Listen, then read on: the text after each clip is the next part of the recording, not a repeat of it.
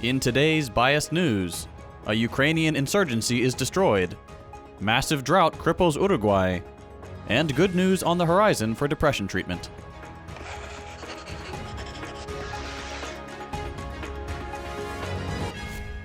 An historic drought has hit the Uruguayan capital Montevideo, leaving only 10 days' worth of water in the city's main reservoir.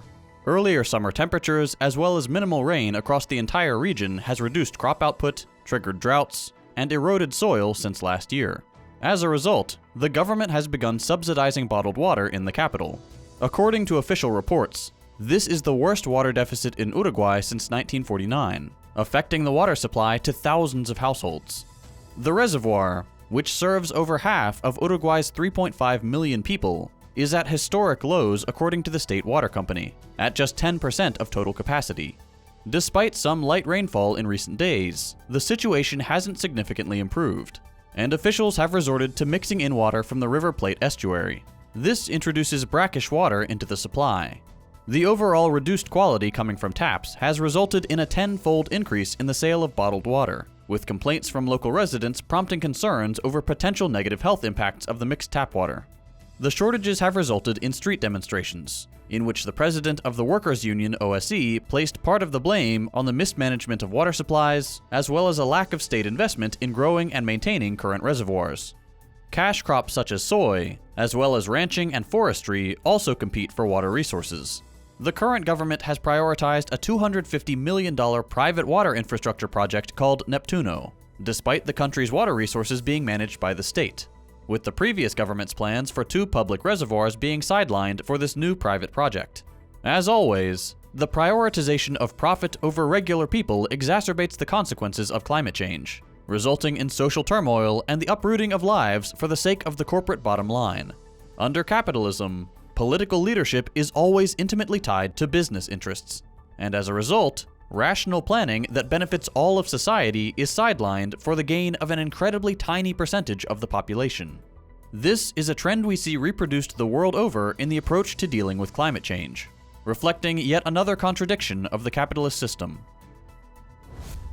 A new study published in London has revealed a significant increase in the number of victims of modern slavery in recent years.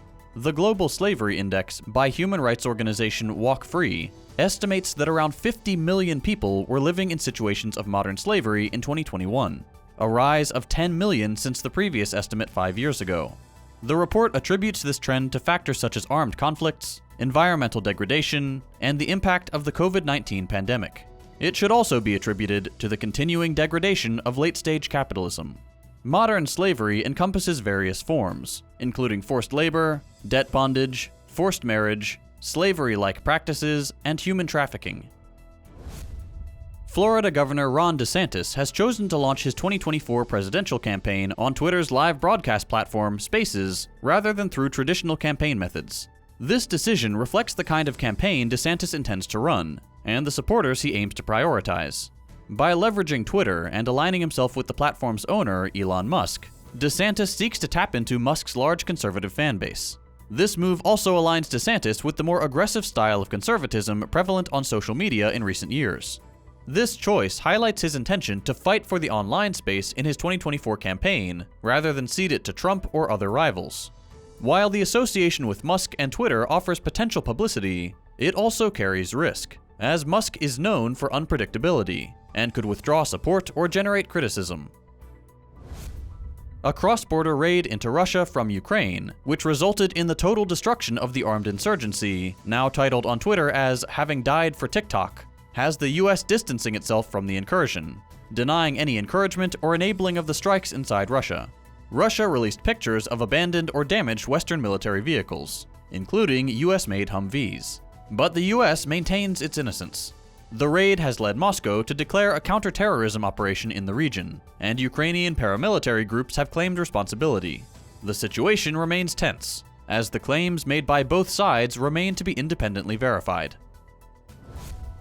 Greece is heading towards a second general election, as no political party has been able to form a coalition government.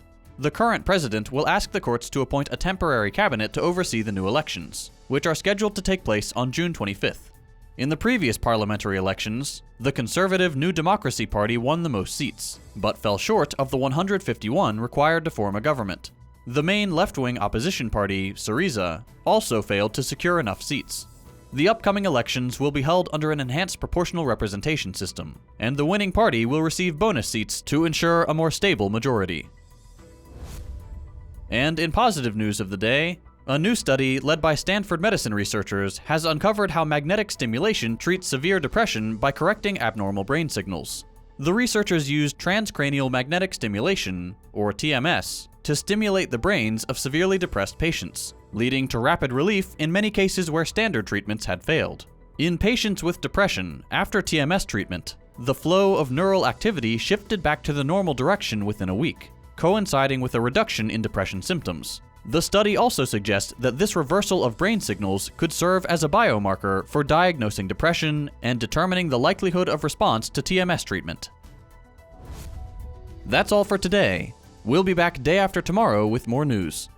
If you'd like to see more in-depth analysis, consider supporting us on Patreon so we can grow and expand.